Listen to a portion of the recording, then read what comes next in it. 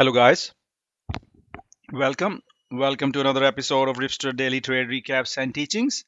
I'm not gonna do any introduction today, guys. Just a little late tonight, and I'm gonna try to get this few of our trades out as soon as possible. So I'm just gonna directly jump into the first play of the day, and this is the game plan for today that we had in the community. These are the levels for today.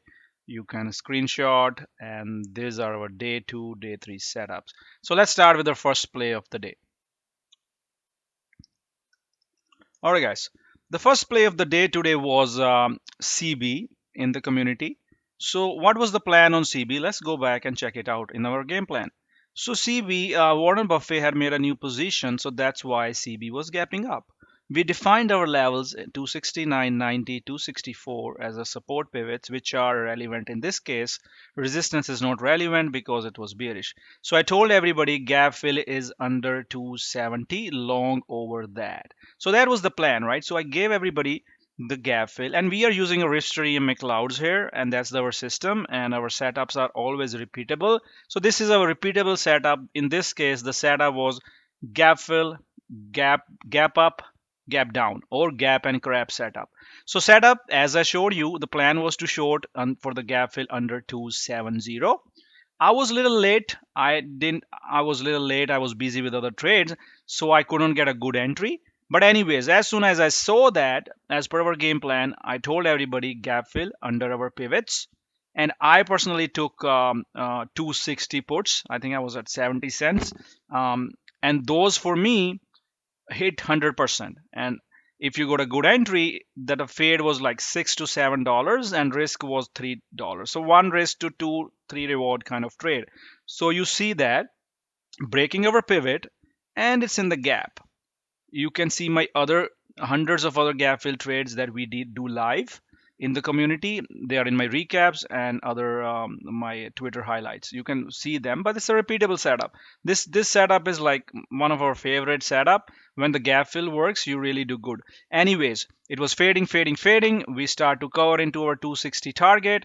You can see my time-stamped comments here. 261 logs, some profits, and then it finally moved over the Ripster clouds, and that's when we got out. Now you could have longed it over the 512 curls for a nice push to 34.50 for a midday recovery trade. But I was out, we were out with our short trade, really did well in CB.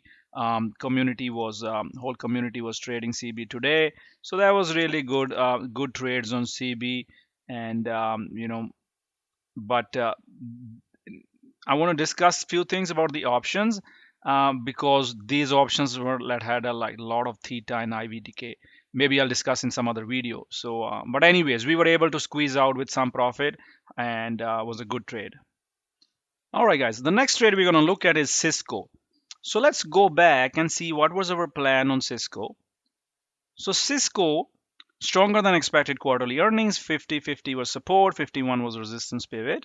I told everybody in the pre-market that we do have a bearish bias, but watch for 50, because sometimes they try to hold this 50 psychological level.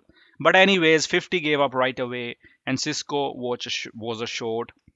Ideally, anybody who's focusing on Cisco on my game plan should already be short. I was a little late, again, because I'm guiding through a lot of trades, hundreds of traders in the community, so I'm guiding them. So I was a little late, but anyways, it was a nice fade initially from 50 to 48.28. Then it bounced into this resistance level. Still a fade, still heavy. There's no reason to cut. Actually, you hit your short again because there's this resistance level from yesterday, and then you fade it. There was a buy at 48.50 that I was telling people if 48.50 works, this is going to fade more. But end of the day, it faded to 48.17. Small range stock. So that wasn't, even if you shorted, let's say you shorted 49.50, you risk 50 cents, you made like dollar and a half, or and $1.25. So that was a good risk reward. So nice decent trade on Cisco, short today. Same as a gap and crap setup. So next one we're going to look at is BIDU. So BIDU was a short and then it was a long. Let's look at it. How was it? So if we go back and look at our pre-market planning, bearish to neutral 108 is a key, right? So let's see what was happening here. So BIDU, I told everybody short the pops. So that's fine. The short was working, but it started to curl. 105 was my first target, and we did hit 106. And let's see, look here at 1 minute. Actually, didn't really make anything on the short side because was not able to cover on times, so it was kind of a flattish to green trade. But anyways, you can see my 32 comment short the pops, and you short, there was not enough pop to have size there, but it did fade from that 107 into 104.63. And again, when it bounced again, I was targeting the same level, but it never really broke down, right? So it never really broke down. So I gave the warnings here that will cut if it bases. So short kind of, was not really a great trade, but then it curled. I told everybody that no longer a short, long of over 512 curls. This is when I told everybody right at 108. And from 108, 3450 curl, and it went on to go to 113, right? Ripster EMA Cloud told you to go long here. That's why you could trade $4 long. So short, which was not a great trade, but luckily not a loser, were able to get out in the time way. But it was a nice long.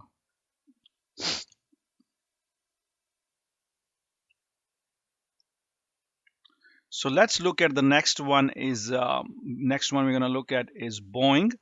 So Boeing was strong at the open. Let's look at my pre-market levels. What were my pre-market levels on the Boeing? So Boeing, our pre-market levels were 178, 178.25 was a resistance pivot. 178 was another breakout pivot. So I saw that yeah, it's showing me bullish. It's over the clouds. It's very bullish, right? So I said bullish long versus the clouds over the pivots, right? Already gave the pivots to everyone, and then I gave everybody a target of 184. And that target I gave earlier at when at 10 a.m. and I gave the long idea at 9:44, but most of the community was always long. And then we hit close to 184, right? We were 15-14 cents short. Once it break 512, we were out. And then it bounced again, but now it's really nice, really nice and beautiful setup that Boeing is showing on daily chart over I think that's 50 EMA. So it's high watch for tomorrow on our lot of Friday. Next one, we're going to quickly look at AMD. AMD is basically, there's nothing much to discuss on the day trade side, even though I told everybody, but it was a big winner for swing. Sadly, it gave away a lot of the profit back on today. My target was 170 on the swing side, so tomorrow it will be interesting. But anyways, AMD, the breakout level was 162.77. We break out of that level right here, and then we push to 168. So our swing was from 150 bucks already, almost hit close to the target, and didn't really expect all this fade. But I told everybody, if you want to take a profit, you take out profit. It's up to you. So anyways, that was nice move in the morning for the day trade, and you cut right here at 165.66. So next one we're going to discuss is GOOS. So GOOS was like a morning trade, right? It was a morning trade, and then at 9:33, if I go to the 1 minute chart, and we had a plan, right? So let's look at the plan. So you have to be in even before me. Sometimes I try to see breakout over 1325. If 1280 breaks, will be B minus short. So as soon as the market open, it breaks out of that breakout pivot, and then it pushes, right? And then I told everybody watch the pullbacks, and that's when I told was 9:33, and we did pull back, right, back to the breakout zone. And from that breakout zone we went on to hit to 1431. So that was a $1 move, although my target was 14 and 1450, but we were a little short of the target. But it was a still good morning scalp. And remember what I talk about 10 a.m. profit taking. You have to take 10 a.m. profits, right? And even if you risk 30-40 cents, you made 90 cents, 80 cents. This was good trade. And you just, once it pulls back like that, and you just stop out everything 1340s under 512s. So it was okay, nothing special. I wish it was moved nicely. and because most you can't lock everything, right? You scale out, and when it dips, you take it back profit. So it was kind of like a mat trade, not a loser, but not really any big winner or anything. So let's look at Dell today. So Dell was our day two setup. So Dell was our day two setup, and the big thing about Dell was today was, Dell was it had an upgrade, and it was a day two. This 150 level was important, and 149. So when I saw it breaking the clouds, it was a bearish, right? So it was a bearish, and it was a short. And if you shorted with that risk, it faded all the way to 144s, and that was a good short, right? Even if you shorted 147s, you still made $4 on a short, a nice move in the options. Again, this was a 10 a.m. trade, right? It was a morning 9:30, 10 a.m. trade. So that was a Dell. There was some other movers today on day two. Let's look at, there was MNDY. So we can go look at the game plan. So MNDY day two was 224, 226, 43 were the breakout levels.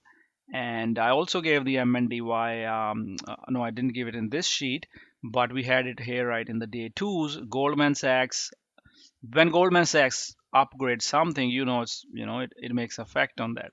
So on that, MNDY in the morning was a bullish setup. I even talked about it at 10 a.m. and you see this breakout, right? Or this flag breakout, that was long. Your risk was the clouds, right? So that was your risk, and it was a descent from 224. It moved to 232. More than enough good move to make 30-40% on your options, or $4 or $5 trade on these, right? So this was another, MNDY was another nice bullish winner today. Day two setup, right? So that was our day two setup. So other setup I want to talk about is, I think I missed. Let's talk about Baba. I think did we talk about Baba already? So yeah. So let's talk about Baba. So Baba was really strong today, right? Again, Baba was again day two, 81, 82, 81, 82. 82 was a breakout. That's why I was watching Baba, because we had a big run on Baba. So that's why we were watching the Baba. And on that, when I saw that, I said strong on the clouds. I was on the voice. I personally was not taking Baba trade, but I was guiding the community, because I don't really like the range on Baba. So I was focused on some other trades, but it went beyond all my expectations. And when it started to break out, then I gave the targets 85.70, 85.30. I gave those targets at 10.25, and we met all our targets, right? So my morning idea, you should already be in, because I gave it in our day two sheet. And if I see something triggering, I let the community know. I'm guiding on the voice where it can go. And community, really everybody nailed Baba today. Really well done in the community on the Baba. So really impressive. So was really nice trade for everyone in the community, because everybody loves Baba. And but I was surprised with this 224% ATR move. And I told everybody, keep the runners. And even after I told that, we ran into 87.50. So you see that the Baba, from the breakout of 82s, we ran all the way to 87, and that was 150% on the options. So one of the best trades in the community today was our Baba. So those were the trades for today, guys. Like I said, I wanted to keep it short today. I was running a little late, and one thing I want to discuss is, I definitely talked about that today could have been chop, and that's what happened. We did trade SPY QQQ this breakout. I told everybody to long that QQQ breakout, if you see here. And so that was one. Of course, I want to also cover SMCI. So we did trade SMCI long at the open, but that kind of turned into a long loser, because it broke down, right? So I was long, but it failed, and then we had to cut it, and then it bear flagged, and after that it was a short. And it was a short, all day it was just making bear flags, bear flags, bear flags. You can see that. I think a lot of traders were they were short on SMCI. So anyway, so that was a loser trade in the community today. But what I want to show you on SPY and QQQ, this breakout, this breakout is the long that I gave everyone in the community, right? So that was the long setup. We broke out of the pre-market highs, pushed, you lock some here, right? It's a big push for the options. I think a lot of traders really did some good long. They locked good profit on that QQQ long. Ben made 60% on the options, but then it failed, and then you just get out, right? If SPY QQQ breakout does not hold, then you get out. This was the same breakout it pushed, and then it's coming back to the chop. It's not worth it. I mean, SPY did fall down, but it was choppy all the day. It was hard to trade this action, up down, right? SMCI was a good short though in the community. I didn't do that in the mid noon, but I'm proud of a lot of traders who really did good trades on SMCI, right? Because when market is weak, SMCI Nvidia is weak, and so you can short those, right? Bear flags all day on SMCI Nvidia, bear flag here, bear flag here. So those were the bear flags, right, guys? So was a great day for the bear flags, short setups, right? With the market, you can see QQQ is breaking down, and similar bear flags on QQQ. So that's how you short SPY, Nvidia, and SMC. And a lot of my traders in my community, they know these settings, these setups, and they've been killing it on their own. So this was the market today, guys. I had a good morning. I didn't do any of the midday trades too much. I knew it's going to be choppy day, nothing crazy, small sizes, but definitely the earning trades were good. Couple losers, but we did really good. All right, guys, thank you so much. Sorry for the late video. See you tomorrow.